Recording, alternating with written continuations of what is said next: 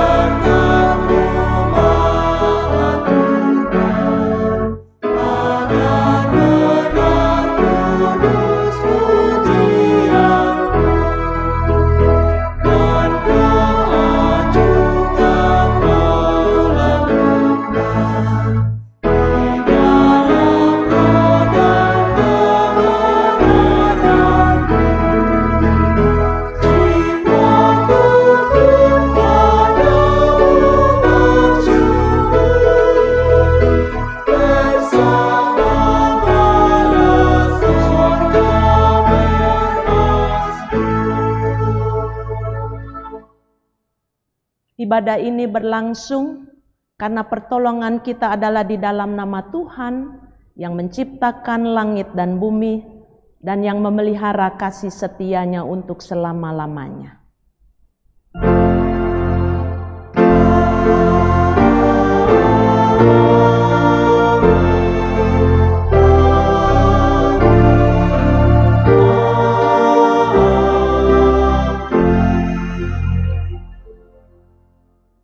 Damai Kristus besertamu.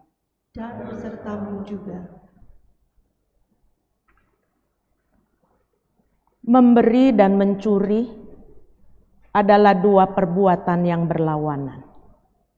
Memberi berarti berbagi kepada orang lain. Adapun mencuri tidak hanya berarti mengambil milik atau hak orang lain, tetapi juga tidak melindungi hak orang lain. Tindakan ini bisa hadir dalam berbagai bentuk, seperti mencuri waktu kerja, melakukan tindak korupsi, melanggar hak cipta, dan sebagainya. Sadar tidak sadar, mungkin kita pernah melakukannya. Ketika kita memberi pun, seringkali didasarkan atas perhitungan untung rugi bagi kita. Tapi tema hari ini menggerakkan kita untuk belajar memberi, namun bukan hanya sekedar memberi, tetapi memberi dengan tulus dan totalitas, seperti janda miskin yang memberi semua yang ada padanya. Bagi kita yang telah diselamatkan oleh Yesus Kristus, memberi adalah wujud syukur kita. Itulah yang dikehendaki oleh Yesus Kristus, yang merupakan teladan kita, agar kita memiliki karakter murah hati. Hal ini yang mendasari pernyataan Rasul Paulus yang dituliskan dalam Kisah Para Rasul 20 ayat 35. Dalam segala sesuatu telah kuberikan contoh kepadamu, bahwa dengan bekerja demikian, kita harus membantu orang-orang yang lemah dan harus mengingat perkataan Tuhan Yesus, sebab Ia sendiri telah mengatakan, adalah lebih berbahagia memberi daripada menerima.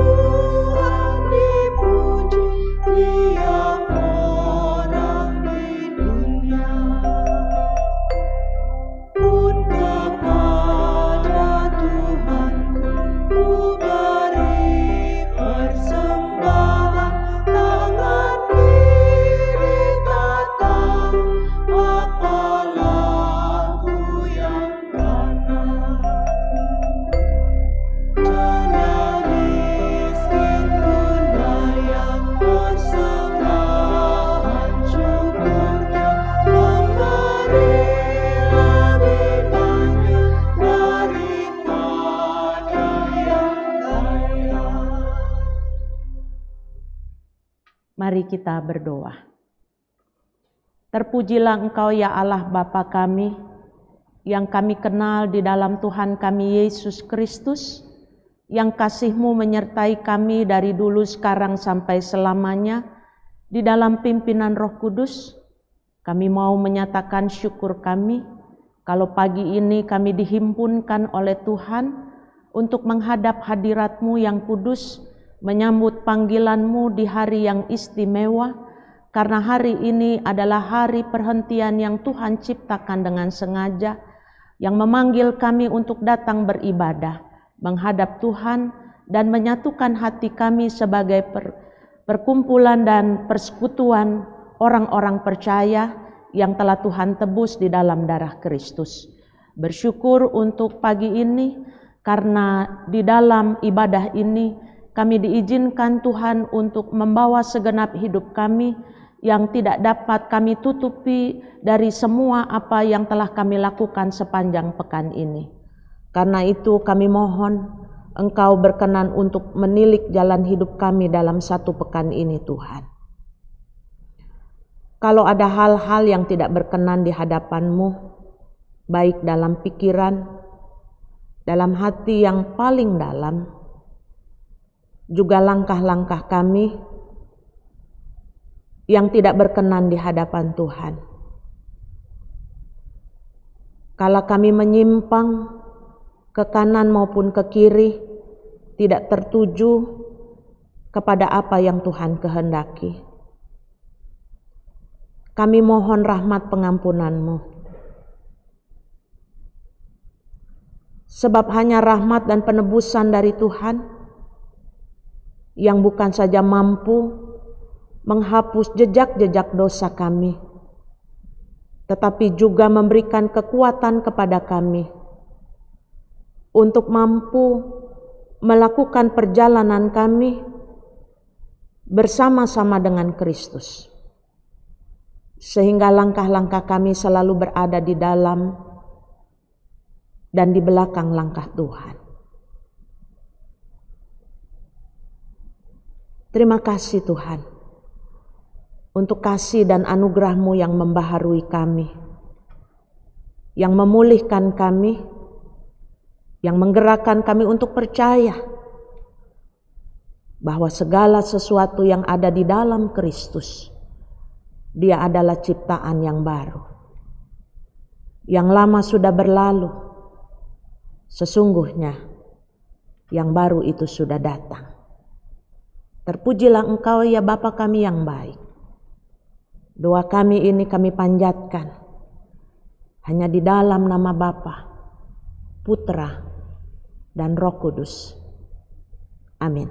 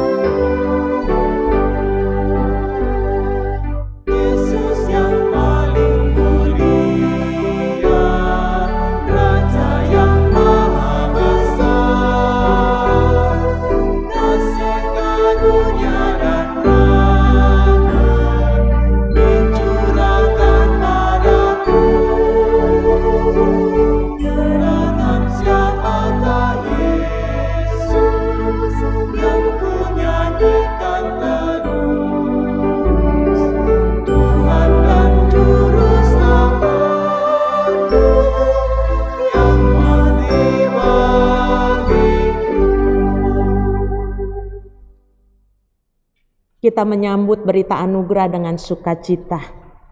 Bagi setiap orang yang telah datang ke hadapan Allah dan tentunya dengan sungguh-sungguh mengakui serta menyesali dosa-dosanya, diberikan berita anugerah yang dinyatakan di dalam firman-Nya menurut surat Kolose pasal 3 ayatnya yang ke-12.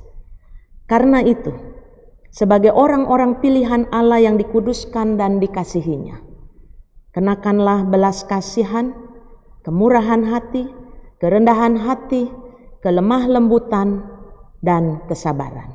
Demikianlah berita anugerah dari Tuhan. Syukur kepada Allah.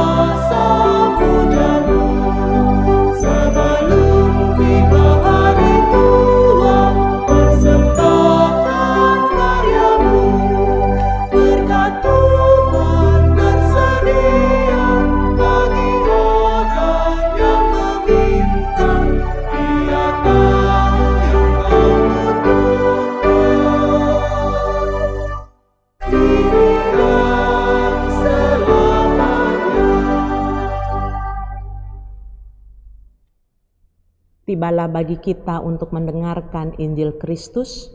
Mari kita berdoa.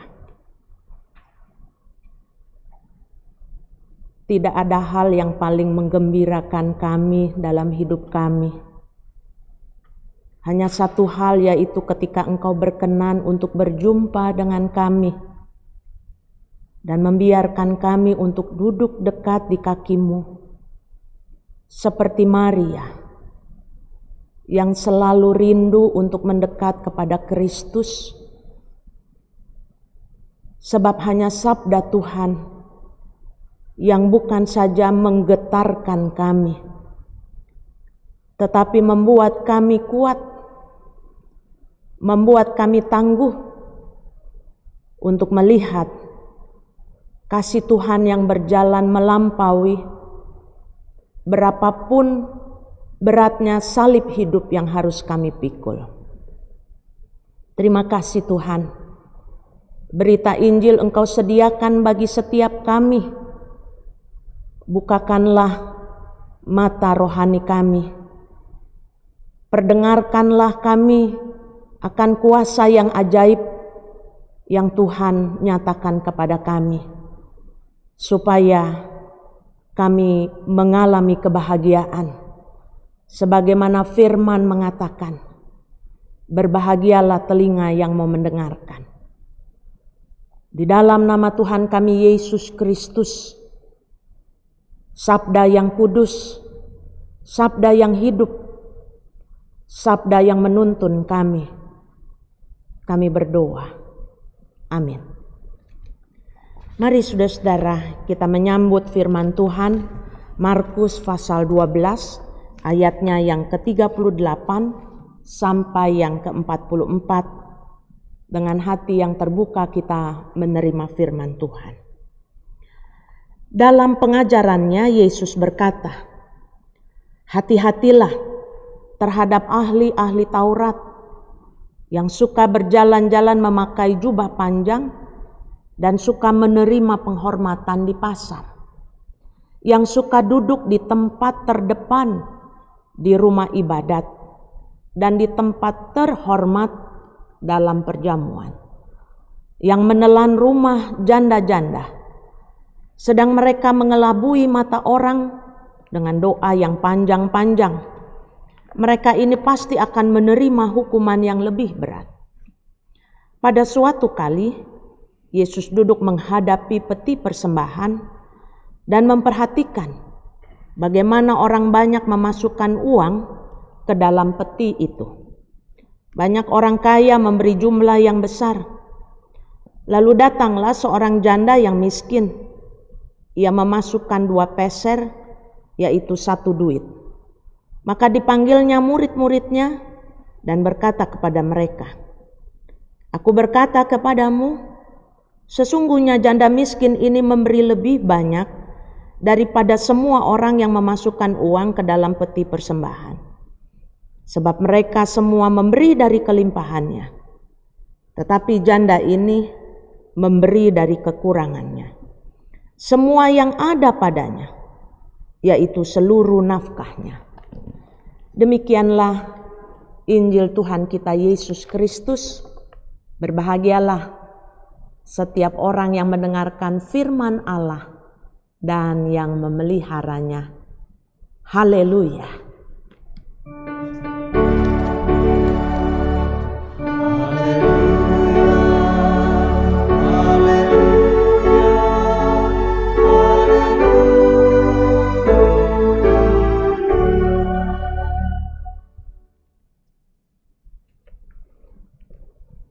Salam sejahtera dan sehat untuk saudara-saudara yang mengikuti ibadah di rumah. Umat yang saya kasihi, tidak terasa bahwa ibadah hari ini adalah ibadah yang dimana kita sudah melewati 1 pekan pertama pada bulan yang ke-11 dari 12 bulan di tahun 2021 ini. Kita bersyukur Tuhan yang selalu berjalan di depan kita, senantiasa menyertai kita menghadapi situasi yang tidak mudah sampai dengan hari ini. Saudaraku, pandemi ternyata memberikan kita banyak pelajaran tentang hidup. Dan salah satunya yang boleh saya katakan adalah hidup untuk saling memberi. Ada berita di Kompas, dan berita ini bukan berita baru, tetapi dapat dipercaya. Berita di Kompas memuat bahwa warga di Kecamatan Sukarejo di Kota Blitar, pada awal pandemi itu memberikan bantuan makanan seperti sayur, beras, lauk secara gratis yang disediakan di satu tempat oleh warga, dan mereka menyediakannya secara bergotong royong, diberikan kepada siapapun yang membutuhkannya, dan orang yang membutuhkannya boleh mengambilnya. Saudaraku, fenomena ini juga merebak hampir di banyak tempat di tanah air kita. Dan satu lagi yang membanggakan saya, termasuk juga di jemaat GKI Perumahan Citra 1. Jadi benar saudaraku kata pendiri bangsa ini, Indonesia adalah bangsa yang hidupnya bergotong royong. Kata gotong royong itu hampir jarang kita pakai atau kita dengarkan. Tapi ternyata tidak soal, karena gotong royong sudah mendarah daging dalam hidup bangsa Indonesia ini. Masyarakat menyadari bahwa bantuan pemerintah tidak sepenuhnya menyentuh pada lapisan masyarakat yang terdampak dan tentunya membutuhkan bantuan. Oleh karena itu, secara spontan dan sadar, masyarakat secara mandiri melakukan upaya memberikan bantuan melalui pemberian kepada mereka yang terkena dampak langsung dari pandemi ini. Dan saya yakin sampai dengan hari ini. Saudara, banyak yang berpikir bahwa memberi hanya dapat dilakukan oleh orang kaya. Tapi ternyata pandemi ini menunjukkan fakta bahwa mereka yang memberi justru terbanyak dilakukan oleh warga yang sederhana. Beberapa desa di Indonesia melakukan kegiatan bersama secara gotong royong untuk mengatasi dampak pandemi ini yang dilakukan melalui pemberian akan kebutuhan pokok, pemberian sejumlah uang untuk membayar listrik di rumah, bahkan memberikan pulsa serta pengadaan handphone bagi anak-anak agar mereka dapat bersekolah dari rumah. Saya hanya dapat mengatakan wow. Pandemi menumbuhkan empati sosial yang diwujudkan dalam sikap bertanggung jawab dan peduli kepada lingkungan. Fakta dalam pandemi menunjukkan bahwa hal memberi dapat dilakukan oleh semua orang. Dan kemiskinan bukan alasan untuk tidak mampu memberi. Hal memberi bukan terletak pada bentuk pemberiannya, melainkan pada dorongan terdalam yang membuat seseorang tergerak untuk memberi. Di tengah situasi pandemi ini juga kita mendengar kabar bahwa ternyata ada penyalahgunaan dana bantuan sosial. Ironisnya, ini melibatkan pejabat tinggi negara yang kita pikir bahwa mereka sudah dicukupkan, bahkan dilimpahkan dalam semua kebutuhannya. Di tengah munculnya semangat peduli dan gerakan memberi, ternyata masih ada yang menggunakan kesempatan sulit ini untuk dipakai keuntungan pribadinya. Tindakan korupsi bukan saja adalah tindakan yang tercela. Sebab apa? Sebab dia mencuri apa yang menjadi milik orang lain. Apalagi di tengah-tengah situasi ini. Bukan hanya mencuri milik orang lain, tapi mencuri milik orang yang sedang mengalami kemiskinan. Akibat dampak dari pandemi ini. Mengambil bagian orang yang membutuhkan. Saudara-saudara, satu situasi, tapi bisa direspons oleh berbagai aksi. Nah, firman hari ini menceritakan bahwa Tuhan kita, Tuhan Yesus, adalah Tuhan yang peduli. Tuhan yang peduli pada tindakan memberi. Tapi sekaligus juga Tuhan yang mengajarkan kita untuk mewaspadai perilaku orang yang seringkali menyalahgunakan jabatan. Saudaraku, pada Injil yang kita baca hari ini tidak seperti biasanya. Biasanya Tuhan berjalan dari satu tempat ke tempat lain. Tapi pada teks Injil hari ini tidak biasanya Tuhan Yesus suatu kali dijelaskan duduk menghadapi peti persembahan. Saya lagi berpikir, ngapain ya Tuhan duduk persis di depan peti persembahan. Jadi barangkali kalau boleh dikatakan ini hal yang tidak umum.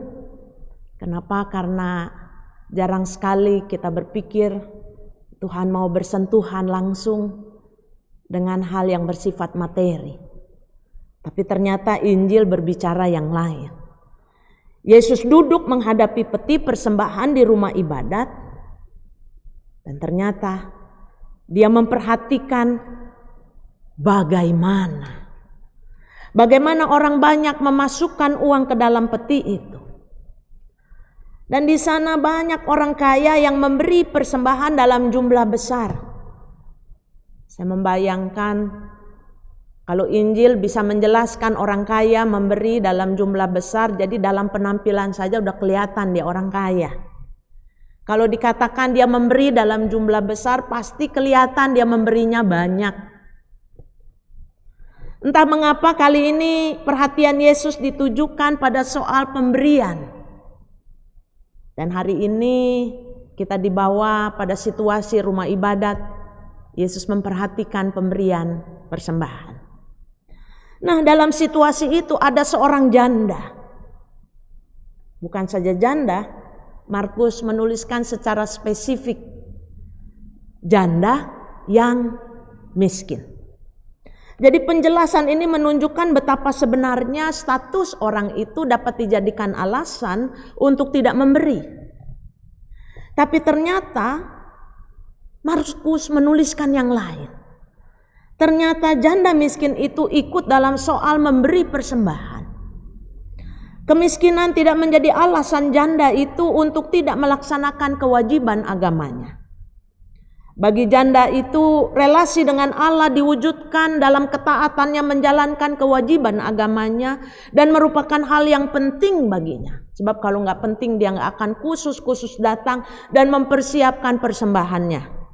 Boleh dikatakan bahwa hal memberi persembahan sangat penting baginya, sehingga apa dikatakan dia memberikan pada ayat yang ke-44 dicatatkan secara khusus perkataan Yesus, dia memberikan seluruh hidupnya. Saudaraku, mengapa Yesus memuji tindakan janda miskin ini? Yang boleh dikatakan dia memberi sedikit dibandingkan orang kaya yang memberi dalam jumlah yang besar. Nah, mengapa Yesus memujinya? Dan ternyata Yesus memberikan penilaian. Yesus katakan sebab ia memberikan persembahan dari kekurangannya, bukan dari kelebihannya. Jadi ada sesuatu yang kontras. Dia memberi dari kekurangan. Sementara orang kaya memberi dari kelebihannya. Orang kaya memberikan dalam jumlah besar. Tapi jika dibandingkan dengan yang mereka miliki, ternyata yang besar itu terlihat amat sedikit. Yang besar itu terlihat amat kecil. Yang banyak itu terlihat amat sedikit jika dibandingkan dengan apa yang masih dimilikinya. Nah, saudaraku, janda miskin ini menyadari bahwa hidupnya sendiri adalah pemberian dari Tuhan.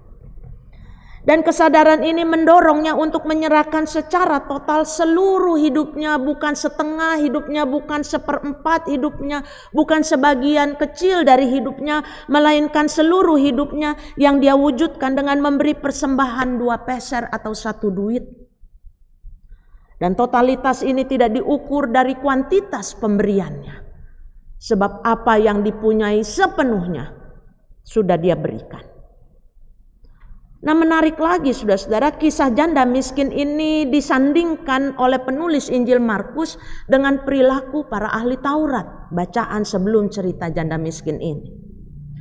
Janda miskin yang secara status sosial itu lemah. Sebab pada waktu itu seorang perempuan yang sudah ditinggal mati oleh laki-laki atau suaminya itu menjadi manusia yang separuh. Dia hanya menjadi manusia yang dihargai, yang hanya dilihat ketika dia bersanding dengan laki-laki, konteksnya berbeda dengan keadaan sosial saat ini. Dia tidak dipandang secara sosial, tapi ternyata apa yang tidak dipandang oleh dunia itu dipuji oleh Yesus dalam perilakunya. Sedangkan ahli Taurat yang secara sosial terpandang, jadi status agamanya, ya status keadaannya itu terpandang, justru harus diwaspadai perilakunya. Ini berbanding terbalik. Yang dipandang oleh dunia rendah, tetapi dipandang oleh Yesus terpuji dalam perilakunya. Yang dipandang oleh dunia begitu tinggi status sosialnya, tapi ternyata harus diwaspadai perilakunya. Para ahli Taurat ini punya kedudukan status sosial yang tinggi, namun melakukan penyalahgunaan dalam status sosial itu. Dia menekan kehidupan para janda, ayat yang ke-40. Jadi kesalehan palsu dijadikan modus untuk melakukan tindakan kejahatan. Saudara-saudaraku, apa yang mau Yesus ajarkan bagi kita? Saya mencatatkan ada 2 hal. Yang pertama, Yesus mengajarkan jangan menilai orang dan tindakannya dari hal yang lahiriah, ayat yang ke-40. Orang yang kelihatan paling dermawan, yang memberikan persembahan paling banyak, paling besar, dan kelihatan saleh, belum tentu tampak begitu. Yang kedua, Allah sendiri yang tahu hal-hal yang tersembunyi. Dia yang mengenal isi hati manusia. Yang paling menentukan nilai manusia adalah motivasi hatinya. Itu juga yang dituliskan oleh kitab suci dalam 1 Samuel 16 ayat 7. Bukan yang dilihat manusia, yang dilihat Allah. Manusia melihat apa yang di depan mata, tapi Tuhan melihat hati. Saudaraku, tema hari ini berbicara soal ayo memberi, jangan mencuri. Hal memberi bisa dilakukan semua orang. Hal memberi kita semua sepakat adalah hal yang baik, perbuatan yang baik. Tapi apa yang Tuhan ajarkan hari ini soal memberi? Ternyata Tuhan mengajarkan kita untuk jangan asal memberi. Pemberian yang didasarkan pada sikap hati bahwa setiap yang kita punyai adalah pemberian Tuhan. Itu yang Tuhan kehendaki. Posisi Yesus duduk menghadap peti persembahan membuat Yesus tahu untuk membedakan sikap hati janda miskin dan sikap hati orang kaya dalam memandang uang. Persembahan janda miskin yang melambangkan pemberian diri yang total membuatnya memiliki pandangan tentang hidup yang jauh lebih bernilai ketimbang uang. Uang ternyata sama sekali kehilangan maknanya di depan dan di hadapan si janda yang sungguh menyadari bahwa ia tidak memiliki apapun di bumi ini selain Allah yang adalah satu-satunya andalan dan kekuatannya. Jadi baginya tidak berlaku apa yang dicari orang. Pasti Anda tahu itu. Janda miskin ini tidak mencari uang. Janda miskin ini mencari Allah. Karena itu dia yakin apapun yang dia butuhkan, Tuhan sediakan pada waktunya. Tuhan cukupkan sesuai dengan yang dia butuhkan. Uang sama sekali kehilangan makna di hadapan janda yang miskin itu. Persembahan baginya diartikan sebagai sebuah sikap iman yang ditandai dengan rasa syukur untuk semua hal yang telah dikerjakan Allah atas hidupnya. Persembahan yang didasari pada pemahaman ini sangat menguntungkan. Mengapa? Kalau persembahan yang didasari pada pemahaman bahwa ini adalah sebuah tanda syukur atas hidup yang jauh lebih bernilai, ini semua akan meluputkan kita dari unsur terpaksa memberi atau dipaksa untuk memberi. Ini juga akan menghindari kita dari pola pikir transaksional. Dalam bahasa Latin, do ut es, saya memberi maka saya menerima. Ini yang sering kali mewarnai kehidupan kebanyakan orang-orang Kristen yang belum paham tentang arti memberi. Pemberian yang didasari pada sikap hati bahwa Allah adalah sumber hidup akan menjauhkan saudara dan saya dari sikap kesalehan yang palsu, yaitu mempertontonkan perilaku saleh hanya untuk sebuah kedudukan atau pujian orang yang ada di depan kita. Allah murka terhadap motivasi hati yang demikian. Pemberian yang didasarkan pada sikap hati bahwa Allah adalah sumber hidup membuat kita untuk terus terdorong untuk memberi dalam segala situasi. Sekalipun satu waktu, ini waktu yang kita harapkan, ini waktu yang kita doakan, pandemi ini selesai. Maka sekalipun pandemi ini selesai, tapi tindakan memberi tidak akan pernah selesai. Kita menyadari bahwa apa yang ada pada kita ini adalah milik Tuhan. Karena itu nanti waktu kita pulang ke rumahnya, kita tahu tidak akan membawa apapun. Sama seperti kita datang ke dalam dunia ini. Kesadaran ini juga membantu kita untuk punya hati yang tidak melekat pada harta duniawi ini. Sebab ketika hati kita melekat dan terekat, ketika itu terlepas, itu akan terasa sakit. Saudaraku, pemberian yang didasarkan pada sikap hati bahwa Allah adalah sumber hidup membuat kita sadar untuk tidak melakukan tindakan mencuri. Mencuri bukan saja lawan dari memberi.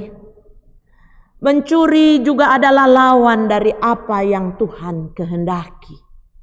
Dan itu jelas dituliskan menjadi salah satu bagian dari 10 firman Tuhan. Jangan mencuri. Tindakan janda miskin ini menjadi inspirasi kita. Menjadi satu daya dorong kita untuk tidak lagi punya alasan tidak memberi. Sebab hidup Anda dan saya, hidup kita adalah pemberian Tuhan. Dan itu adalah satu-satunya alasan kita untuk terus memberi dan berbagi. Kita selamat karena kasih karunia Allah. Kita diberkati karena Allah berkenan untuk memberi. Kita hidup sampai hari ini juga karena pemberian Allah. Kita ada bersama dengan keluarga kita. Itu juga karena pemberian dari Allah. Karena itu, apalagi alasan bagi kita untuk tidak mau memberi. Ayo memberi, ayo berbagi. Sebab dengan memberi dan berbagi, kita menyatakan kasih dan kemuliaan Allah yang memiliki kemurahan hati bagi siapapun yang Tuhan hadirkan di dalam kehidupan kita. Tuhan memberkati kita. Amin.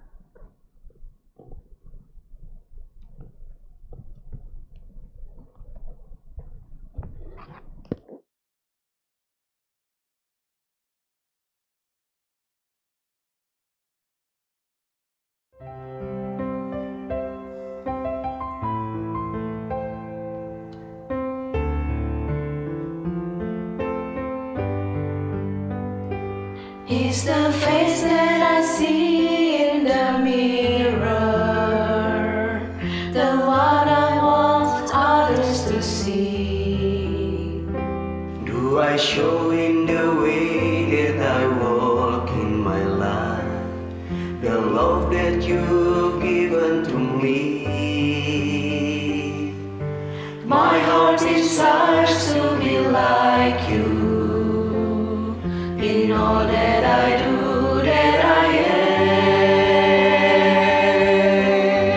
am.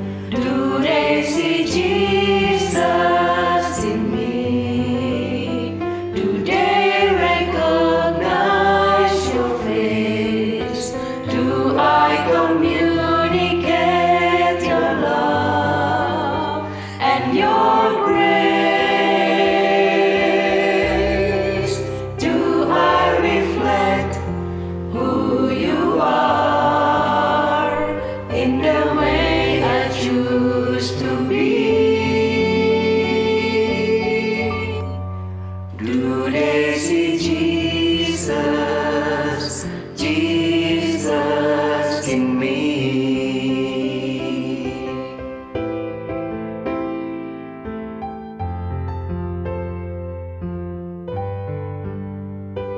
It's amazing that you'd ever use me, but use the way you will. Help me to hold out the heart of compassion and grace, a heart that your spirit fills. May I show forgiveness and mercy, the same way you've shown it to me. Do they see Jesus in me? Do they recognize your face? Do I communicate your love and your grace? Do I reflect who you are in the way I choose to be? Do they see Jesus, Jesus in me? Well, I wanna show all the world that you are the reason I live and breathe. So you'll be the one that they see when they see me. Do they see Jesus in me? Do they recognize your face? Do I communicate your love and your grace? Do I reflect who you are in the way I choose to be? Do they see Jesus, Jesus in me?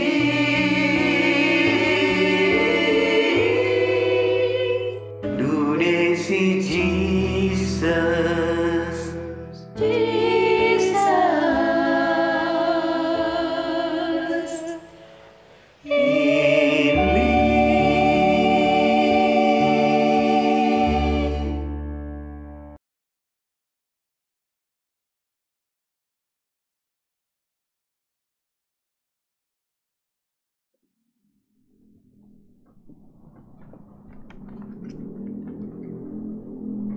Marilah kita bersama dengan umat Allah di masa lalu, masa kini dan masa depan, mengingat pengakuan pada baptisan kita menurut pengakuan iman rasuli.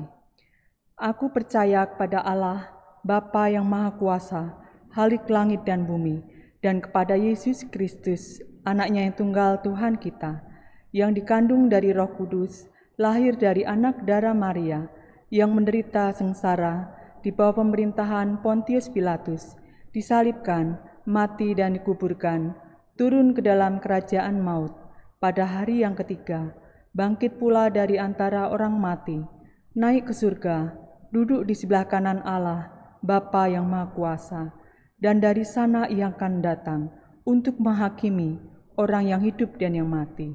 Aku percaya kepada Roh Kudus, gereja yang kudus dan am, persekutuan orang kudus, pengampunan dosa, kebangkitan orang mati, dan hidup yang kekal.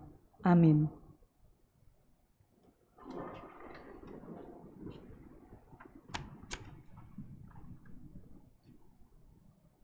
Mari umat Tuhan, kita menaikkan doa syafaat. Mari kita berdoa. Dengan segala kerendahan hati kami, saat ini kami berdoa Tuhan, untuk pemerintah bangsa kami yang sedang terus menanggulangi dampak dari COVID-19. Masalah kesehatan, penyediaan vaksin COVID-19 dan juga pengupayaan kebutuhan ekonomi negara kami di masa pandemi ini. Bapa yang penuh kasih, tetaplah Engkau menyertai kami, menyertai bangsa kami. Lindungi ya Tuhan, Presiden kami Bapak Joko Widodo beserta jajarannya. Berilah kesehatan dan kekuatan, berilah pikiran yang jernih untuk dapat mengambil keputusan yang tepat dan dijalankan dengan benar, sehingga keputusan yang diambil boleh diterima oleh masyarakat kami. Kami mendoakan saudara-saudara kami yang mengalami dampak langsung dari COVID ini, mereka yang kehilangan pekerjaan dan yang saat ini sedang mencari pekerjaan, mereka yang mengalami duka cita, mereka yang pada saat ini berusaha untuk mengangkat ekonomi keluarga mereka. Tolong Tuhan sertai dan menolong mereka. Tuhan kuatkan iman mereka, agar mereka boleh tetap mengandalkan Engkau di setiap keadaan yang saat ini mereka hadapi. Kami berdoa untuk para petugas kesehatan, untuk para medis, dokter, suster, para sopir ambulans, petugas gugus COVID, dan petugas makam selama masa PPKM level 1 ini. Lindungi mereka ya Tuhan senantiasa, agar tetap aman dan sehat sehingga mereka dapat menjalankan tugasnya dengan penuh ketulusan. Kami mendoakan juga untuk kesatuan hati seluruh pelayan Tuhan di gereja kami, baik itu majelis jemaat, badan pelayanan maupun aktivis. Berilah pelayan-pelayan-Mu hati yang tulus melayani dan memberikan yang terbaik untuk Tuhan. Berilah juga kerinduan umat-Mu di tempat ini untuk boleh ambil bagian dalam pelayanan. Terlebih saat ini sedang berlangsung pemilihan pencalonan penatua untuk periode pelayanan 2022 sampai 2025. Biarlah umat-Mu mau mendengar dan merespons panggilan-Mu sebagai rekan sekerja Tuhan, sehingga mereka yang terpanggil sebagai penatua boleh menyambut panggilan itu sebagai suatu anugerah dari Tuhan. Kami saat ini berdoa terkhusus untuk keluarga almarhum Bapak Heriadi Adidharma yang sudah Tuhan panggil pulang ke rumah Bapa. Engkau yang menaungi keluarga yang berduka cita ini dengan kekuatan-Mu dan kasih-Mu Tuhan, sehingga kehidupan keluarga besar ini terus berlanjut di dalam cinta dan kasih sayang Tuhan. Engkau berikan kekuatan dan penghiburan kepada keluarga yang ditinggalkan. Berdoa juga untuk Rumah Sakit Ukrida yang menjadi rumah sakit umum. Biarlah melalui Rumah Sakit Ukrida ini, kehadiran Tuhan boleh dirasakan dan dinyatakan dalam situasi saat ini. Kami berdoa Tuhan untuk saudara-saudara kami yang terbaring sakit, baik yang ada di rumah maupun yang ada di rumah sakit.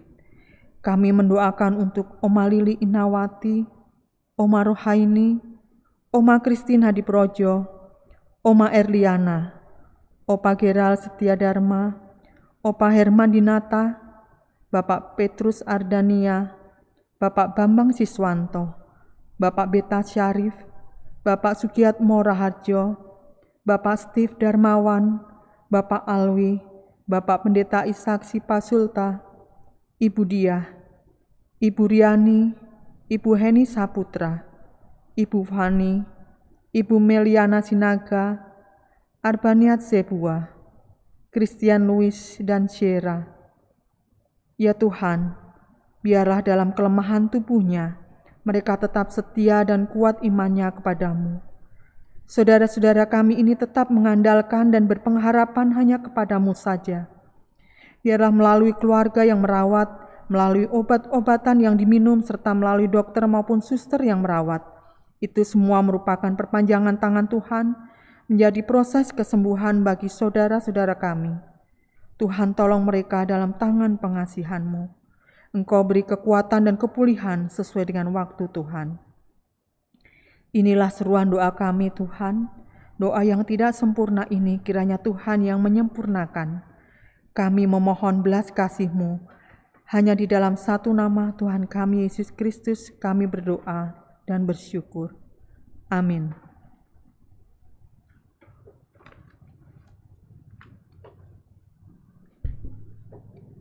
Marilah kita mewujudkan rasa syukur kita dengan memberikan persembahan.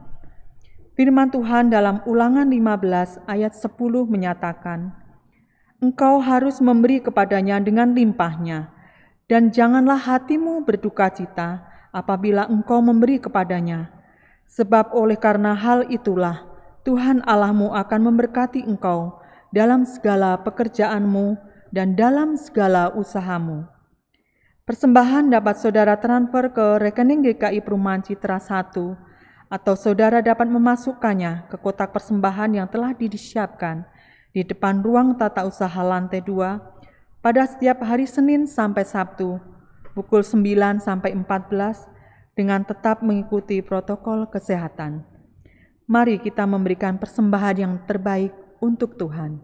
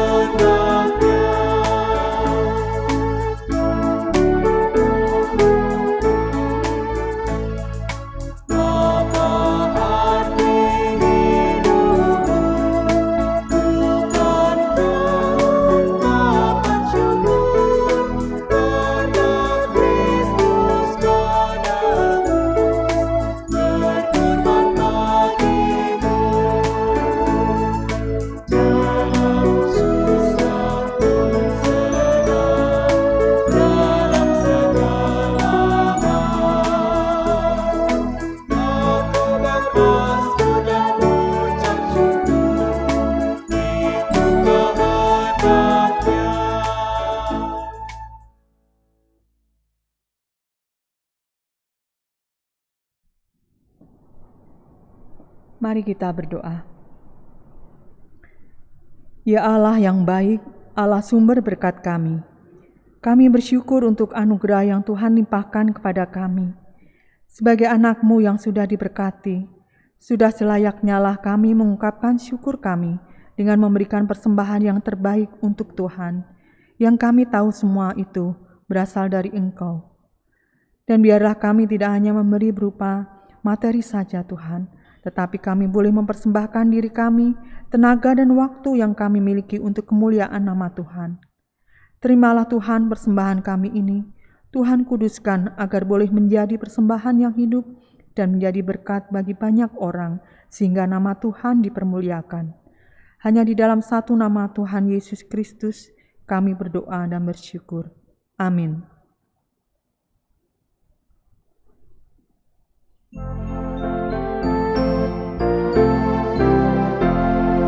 Yesus berpesan dalam malam-malam, kamu harus jadi lilin gemilang. Anak masing-masing di sekitarnya, dalam dunia ini bersinarlah.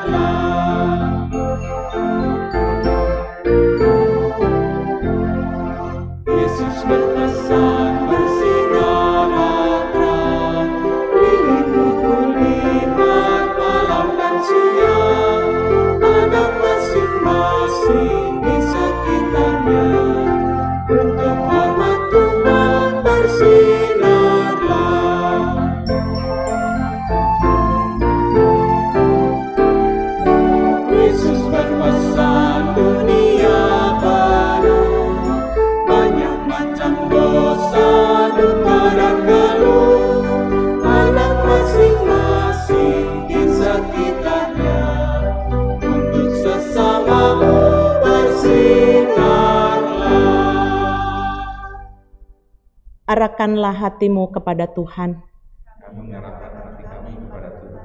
Jadilah saksi Kristus. Terpujilah Tuhan. Terimalah berkat daripadanya. Tuhan memberkati engkau dan melindungi engkau. Tuhan menyinari engkau dengan wajah-Nya dan memberi engkau kasih karunia. Tuhan menghadapkan wajah-Nya kepadamu dan memberi engkau damai sejahtera. Haleluya.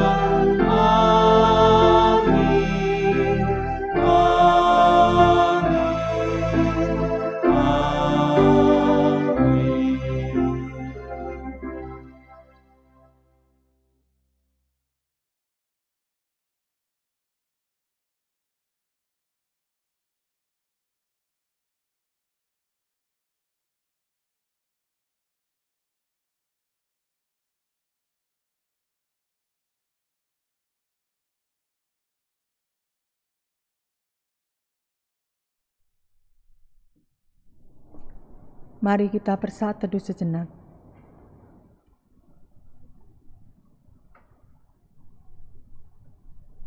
Saat teduh selesai, selamat pagi, selamat hari Minggu, Tuhan Yesus memberkati.